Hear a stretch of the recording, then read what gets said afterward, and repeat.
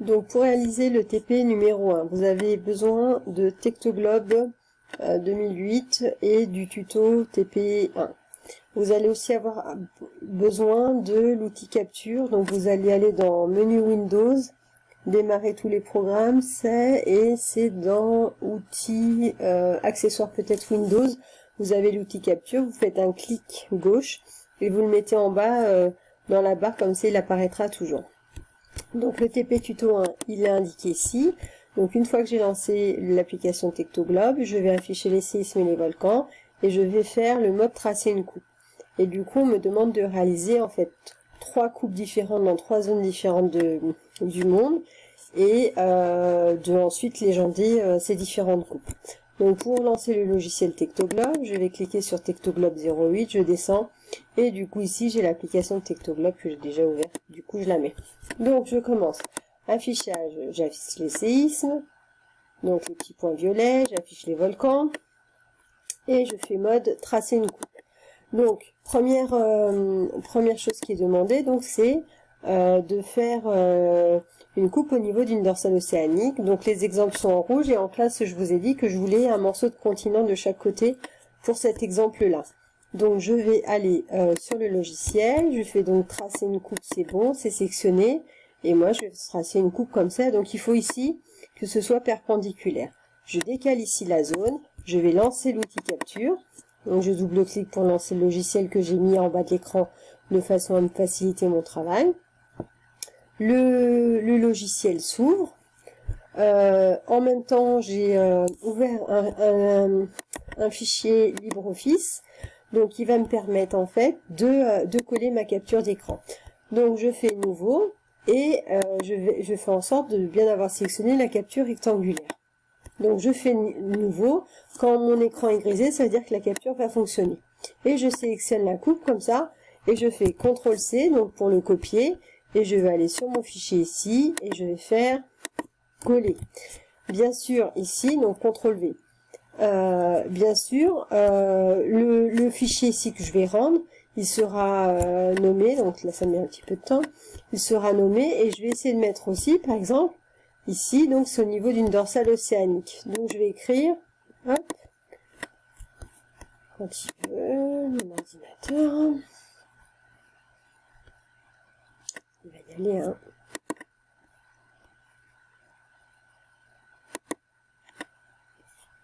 Voilà. Donc là ici j'ai ma coupe qui a été positionnée et je vais peut-être du coup en profiter pour noter des zones. Alors donc moi je m'appelle Madame Dagrassa, toc. Je suis en 4e, vous mettez votre classe, et du coup le grand 1, ça va être au niveau de la dorsale océanique. Bien sûr, vous vous mettez en forme un petit peu plus joliment que moi, et puis du coup je mets ma première coupe. Donc voilà ce que j'obtiens. Une fois que c'est fait, vous allez aller du coup sur le logiciel et vous allez cliquer sur OK. Et là, va apparaître en fait la coupe entre l'Amérique et ici l'Afrique. Donc moi ce que je vais faire choix, exagération des reliefs et je vais aller au maximum, c'est-à-dire ici x100. Et là en fait on voit très bien le relief qui se dessine. On voit ici l'Amérique, on voit ici la dorsale océanique et on voit ici le bout de l'Afrique. Donc je vais m'amuser à légender, donc j'utilise l'outil écran et j'écris ici Amérique du Nord, hop, je fais OK. Ici, je vais pouvoir bouger en fait ma légende tant que ici, j'ai pas validé avec OK. Donc je vais mettre l'Afrique de l'autre côté, donc je mets Afrique, et je fais OK, et je vais bouger en fait l'Afrique, voilà, à cet endroit-là pour que vous puissiez la voir. Donc l'idée maintenant, ça va être de mesurer la hauteur de ce relief, puisqu'on voit bien que c'est une chaîne de montagnes qui se trouve sous l'eau. Ici, vous avez le niveau de l'eau. Donc je vais cliquer sur la règle ici, et regardez en bas de l'écran, en fait, quand je bouge le curseur, ça me donne en fait la profondeur par rapport au niveau de la mer, qui est le niveau 0. Donc je vais aller récupérer ici le relief le plus important. Par exemple ici, donc je suis à 2149 mètres sous le niveau de l'eau. Donc je vais mettre ici moins 2149 49 mètres. Ah bah, pas du tout. 2149 mètres. Donc je mets bien la légende et hop, et je me mets ici. Donc au sommet, je suis à 2949 mètres. Et puis je vais aller vers le point le plus bas. Donc moi j'estime que c'est ici ce point-là. Ah, mais en bas ça n'apparaît plus ici. Donc je vais recliquer ici sur la règle et je vais mesurer ici le relief le plus bas. Donc on est à peu près à moins 5897. Donc je mets ici moins 5897 mètres. Je fais OK, je le positionne ici au point le plus bas. Et je fais de la même façon de l'autre côté. Donc je remets la règle et je mets ici en évidence le point le plus bas ici. Donc bah, c'est la même chose, donc ça m'arrange. Le hasard faisant bien les choses, toc. Je mets ici, au même endroit, la même chose. Donc ici, maintenant, vous allez pouvoir calculer la différence de relief, en fait. Et du coup, vous allez pouvoir me calculer la taille de la dorsale en faisant une simple soustraction. Du coup, vous allez pouvoir m'écrire hauteur de la dorsale, hauteur de la dorsale, et vous faites le calcul et vous mettez le résultat que vous allez noter ici à côté. Donc une fois que ça c'est fait, vous faites attention à bien signer votre document. Donc moi je vais mettre MDG quelque part, voilà, je le mets ici. On est bien un peu sur l'écriture, voilà. Et ensuite le travail de légende est fini. Finalement j'ai mis le relief ici en évidence avec la dorsale océanique. Donc je reprends mon outil capture, je fais une nouvelle capture d'écran. Cette fois-ci je vais me positionner pour capturer toute ma zone. Ah, je viens de me rendre compte, j'ai juste oublié d'écrire quelque chose. Tous les petits points violets, c'était des séismes, donc il aurait fallu que je rajoute la légende séisme. Si jamais vous aviez des petits points rouges, c'était les volcans. Donc là, je retourne sur mon document 1. Voilà, je le réorganise. Je fais ici, je fais CTRL V, puisque j'ai fait copier tout à l'heure. Et je mets ici mon image avec ma coupe parfaitement légendée. Donc je réorganise le document et puis là on me demande de faire grand 2 du coup, hop, une zone de chaîne de montagne. Donc je vais écrire chaîne de montagne.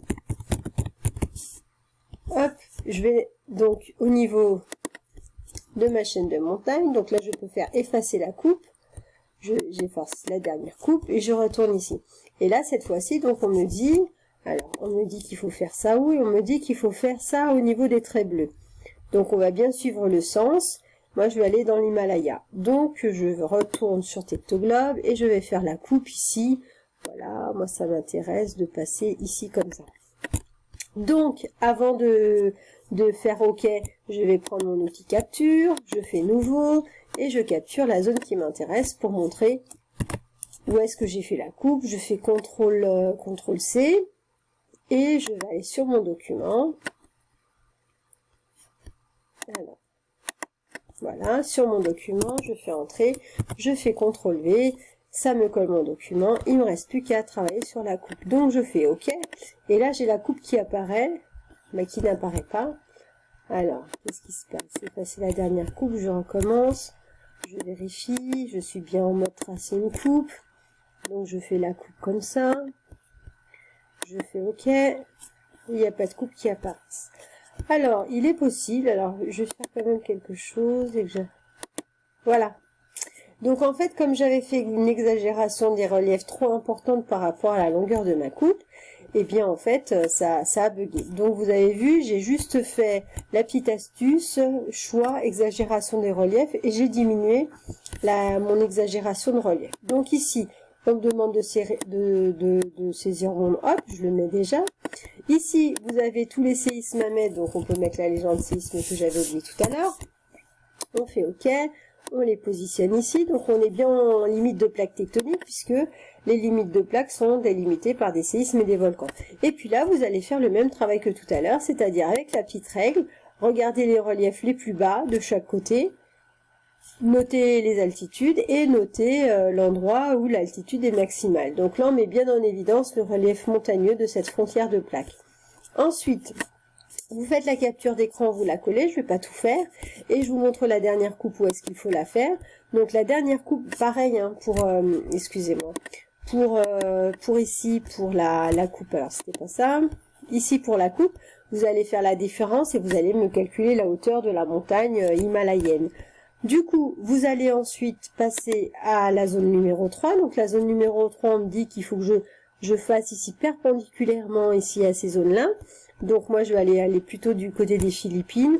Je me place, je fais effacer la dernière coupe puisque je l'ai déjà sauvegardée.